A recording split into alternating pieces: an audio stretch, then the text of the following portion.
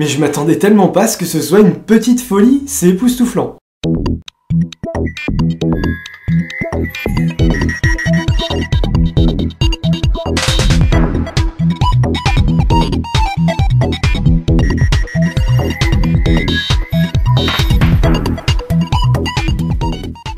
Salut à tous, c'est Pixel et on se retrouve pour cette critique retour gagnant du film Alita Battle Angel, réalisé par Robert Rodriguez et produit par James Cameron, dont on ressent vraiment le style. Dans le rôle titre du personnage donc de Alita, qui est un personnage de manga, on retrouve Rosa Salazar, on aura également dans le casting Mahershala Ali, Christoph Waltz. Donc Alita Battle Angel, ça raconte l'histoire d'un monde post-apocalyptique qui semble être le nôtre, hein, ça doit être la Terre, oui.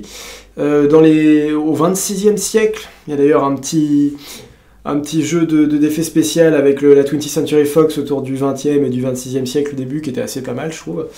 La Terre au 26e siècle, qui est un monde un peu dévasté, avec les puissants qui vivent dans des cités célestes, et les gens un peu plus démunis et qui vivent sur Terre dans des espèces de décharges, des grosses trucs, et c'est dans une de ces décharges que l'espèce de chirurgien Ido va trouver une cyborg à moitié détruite qu'il va réparer, qu'il va remettre à jour, et qui a un passé qu'on va découvrir tout au long du film avec une aventure qu'elle va mener, et des amis qu'elle va se faire, des ennemis qu'elle va se faire également. Et c'est une véritable petite aventure, une véritable petite folie que j'ai beaucoup appréciée, vraiment. Le film était en 3D, je l'ai vu hier, la 3D est juste waouh, quoi, franchement, très très bonne 3D, c'est pas assez souvent, il faut le souligner, il faut le dire. Je pense que Alita Battle Angel est vraiment un film qu'il ne faut pas aller voir en 2D. Si, vraiment, je vous jure, n'allez pas le voir en 2D, vous allez regretter, vous allez voir que les plans qu'on vous sert en 2D, vous allez vous dire « Ah merde, j'aurais tellement aimé avoir les lunettes à ce moment-là, vraiment, je vous le jure. » Il y a de la profondeur, il y a vraiment pas mal de bonnes choses. Rien que ça, voilà, je voulais commencer par ça. Le visuel est absolument fou, furieux. Je suis littéralement tombé amoureux du personnage de Alita, qui est un personnage complètement de synthèse, mais le personnage... Du coup, vu qu'il est synthétique, fonctionne très très bien avec le CGI, et ça va forcément de pair, ça va beaucoup améliorer la performance, l'esthétique du personnage, et il est tellement soigné, je veux dire, c'est tellement bien fait, c'est un robot, c'est un cyborg, mais t'as ce petit côté un peu Pinocchio de la marionnette, on a ce côté un peu Terminator de James Cameron, bien entendu. C'est tout un tas d'éléments qui fonctionnent super bien ensemble et qui forment un personnage non seulement attachant, non seulement badass. C'est un véritable ensemble, et une héroïne féminine, voilà, une vraie héroïne, quoi. Pour le coup, c'est vrai que c'est assez rare d'avoir un personnage féminin aussi réussi, aussi bien bâti, aussi central. Je trouve que c'est ce genre de personnage-là qui doit donner envie aux petites filles, justement, de devenir ce genre de personnage, de rêver de ce genre de personnage. En tout cas, enfin moi, c'est ce genre de perso-là qui me fait rêver d'apparence, quoi. Il est vraiment exceptionnel. Un très très bon casting, toutes les performances sont superbes, l'histoire est juste géniale. Je vais pas spoiler, hein, pas de partie spoil, pas de partie non spoil. Mais c'est assez révélateur. Je peux juste vous dire que le film est prévu pour fonctionner au moins sur, allez, je dirais une trilogie environ, au moins 2 films. S'il n'y a pas une suite à ce film, je sors la corde et je me pends après m'être tiré une balle dans la tête. Parce que le cliffhanger de fin, il est tellement épique, il est tellement émouvant, je trouve. Alors, émouvant oui et non, parce qu'après, voilà, c'est pas un film triste en soi, mais ça se termine vraiment sur ce genre de film un peu à la Hunger Games 2, vous savez, où vlan et bim, et rien n'est terminé, les intrigues étaient en cours, et il va falloir revenir, mon pote, il va falloir attendre 2-3 ans, et voilà, ça va commencer à se mettre en place à partir de là, et t'as vu que le début. Et j'adore quand ce genre de film hollywoodien fait ça, j'adore vraiment, parce que ça a été super bien fait. J'ai vraiment eu le temps le film dure longtemps, il dure 2 heures, et à un moment je me suis dit, mais ça dure super longtemps, est-ce que le film ne va pas être trop long?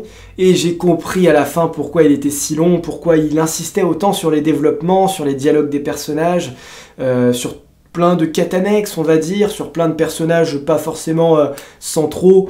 Il y avait tout un tas de petits bonus en fait dans le film, de petites rallonges, afin de permettre de nous mener aussi loin dans le récit, aussi loin dans la fabrication, aussi loin dans l'exploration de l'univers qui est absolument fantastique. Enfin, le contenu de ce film est rêveur, il est plein de magie, plein de puissance. Alors là, c'est vraiment la SF de James Cameron comme je l'adore, elle est purement parfaite. Je connais même pas du tout le manga de base, mais ça fait plaisir, je sais pas, on sent ce côté un peu japonais aussi.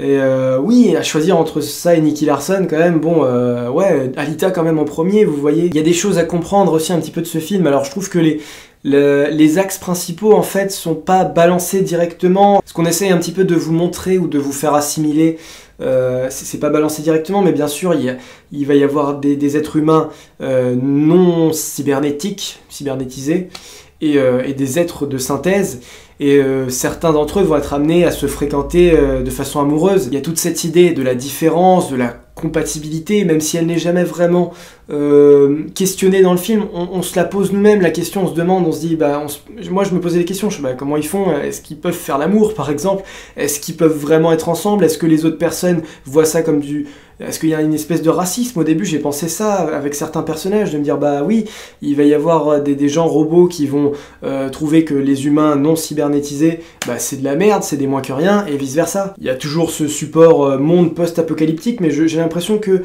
voilà, toute cette équipe qui a monté, qui a dirigé le film a compris que il fallait aller beaucoup plus loin et qu'on pouvait pas se contenter, par exemple, Rosa Salazar avait joué par exemple dans Le Labyrinthe, qui était une mauvaise trilogie, qui était vraiment pas un bel ensemble de films, on va dire. Et là, voilà, ils ont compris, il y a eu Hunger Games, il y a eu tellement de films, il y a eu aussi Divergente qui s'est cassé la gueule, la saga s'est même pas terminée. C'était pas facile de rentrer encore dans cet aspect teen movie post-apocalyptique, c'était vraiment dur. Là, depuis Hunger Games, j'ai pas vu un teen movie qui soit aussi ouf, mais vraiment ouf. Il va parler à tout le monde, alors c'est peut-être un petit peu impressionnant pour un jeune public. Tous ces êtres cybernétiques, du coup, se font souvent arracher des membres. Alors, il n'y a pas de sang, il y a quand même un moment où il y a un mec qui n'est pas cybernétique et qui se fait couper en deux, et là, pour le coup, bon, c'est bref, c'est pas trop exposé à la caméra, mais du coup, c'est vraiment des gens qui vont se couper des bras, qui vont être tranchés en deux, vont continuer de se battre, même pour Alita, des fois, la pauvre, elle y laisse parfois des pièces, et voilà, il y a vraiment une dureté dans le film, c'est hard, il y a de la bataille, il y a vraiment tout le côté malsain de la chose, tout le côté brutal, un peu de noirceur, un peu de dark, la lumière, les contrastes, les jeux d'acteurs, les personnages qui font peur, les personnages vraiment qui sont armés jusqu'aux dents. S'il y a bien une chose qu'on peut dire, c'est que ça n'est pas du tout un cinéma édulcoré, c'est vraiment à fond dedans, ça peut plaire à un large public. À partir du moment où vous avez passé 10 ans, je trouve que le film est juste ouf, vraiment ouf, il vaut le coup, il peut parler à tous les âges. Ce que j'ai plutôt relevé, c'est que l'humour et la légèreté sont assez absents du film, et ça me dérange pas du tout. Ça permet là aussi de s'éloigner peut-être de ces chemins dont Marvel est un peu la figure de proue, avec voilà ces actions toujours ultra badass, toujours ultra spectaculaires, mais toujours pris au second degré toutes les 5 minutes. Ici, c'est pas du tout ça, c'est pas ce genre de cinéma, ça va toujours être vraiment dans du badass, de l'émouvant, de la colère, de la vengeance un petit peu, il y a toujours plein de sentiments, mais c'est toujours très très sérieux, on n'est pas là pour déconner avec Alita, ça se voit direct, on le comprend, il y a vraiment des enjeux, tout ça, qui méritent d'être pris au sérieux et de pas faire les rigolos. Ce film marche pas mal dans mon cinéma, marche plutôt bien, mais j'ai vu que certains craignent un petit peu le flop, que ça passe un peu inaperçu. Malheureusement, c'est ce que je crains un petit peu aussi, mais je pense que la critique peut être suffisamment énorme autour de ce film, peut être suffisamment bonne, pour essayer quand même de ramener la suite si jamais il n'y a pas eu assez d'entrées, parce que c'est ultra hypant, c'est vraiment un film qui te donne envie de ouf de sortir ton porte-monnaie pour aller voir les 2, 3e et 4e films s'il y en a. Là, je dis oui, je signe pour au moins 3 suites s'il le faut, tout est parfait, il n'y a aucune raison de se casser la gueule, tout est vraiment génial. Moi, il y a les garanties qui sont là pour la perfection, hein. Tout est signé, tout est dealé, l'univers tient suffisamment debout, il est vraiment magistral, il était inattendu, au point que voilà, c'est peut-être ça aussi qui fait que ça se casse un peu la gueule. Le film était tellement pas attendu à ce level-là, que pour le coup, alors là, carte blanche les gars, carte blanche, vraiment. Moi allez-y, vous m'avez eu. Et voilà, donc c'est tout pour ce film Alita Battle Angel qui était vraiment génial, je le recommande, je le souligne et je vous le redis, allez voir ce film. Voilà, on se retrouve pour d'autres vidéos, bienvenue à bord, critiques et autres, etc. Merci à vous de me suivre, je vous dis à la prochaine et je vous conseille vraiment d'aller voir Alita Battle Angel et en 3D si possible, c'est même encore mieux. Salut à tous!